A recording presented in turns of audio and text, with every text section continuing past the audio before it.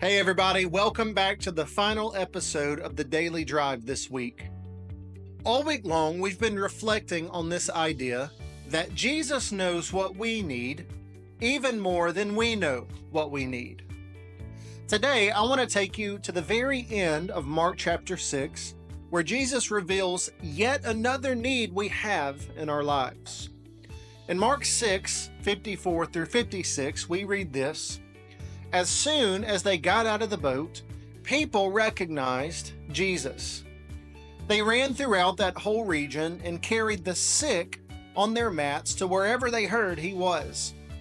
And wherever he went, into villages, towns, or countryside, they placed the sick in the marketplace, and they begged him to let them touch even the edge of his cloak, and all who touched it were healed. Jesus knows what we need even more than we know what we need. And Jesus knows that we need to be healed. For some people, it's obvious that there's a need for healing in their lives. You can look at them and tell there's something wrong physically, emotionally, or even spiritually. But isn't there something in all of our lives that needs to be healed? It may be a wound from your past. It may be a struggle with sin in your present. It may be a relationship with someone else, or even your relationship with God, but it needs to be healed. For some of you, your mind needs to be healed.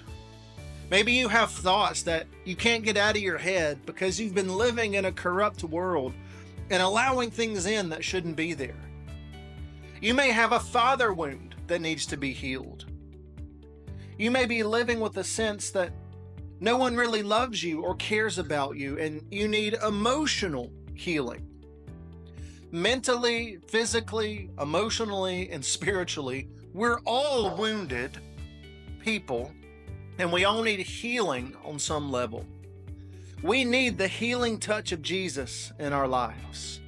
And so as we wrap it up today, I want to ask you to do three things. First, pray to Jesus, but start by identifying the wound in your life. Name it and explain it to God. Second, I want you to pray to Jesus about how that wound is affecting you in your life right now. And finally, ask Jesus to heal it. Jesus doesn't just love us. He came into this world to heal us. And so let's invite him in to do that work in our lives today.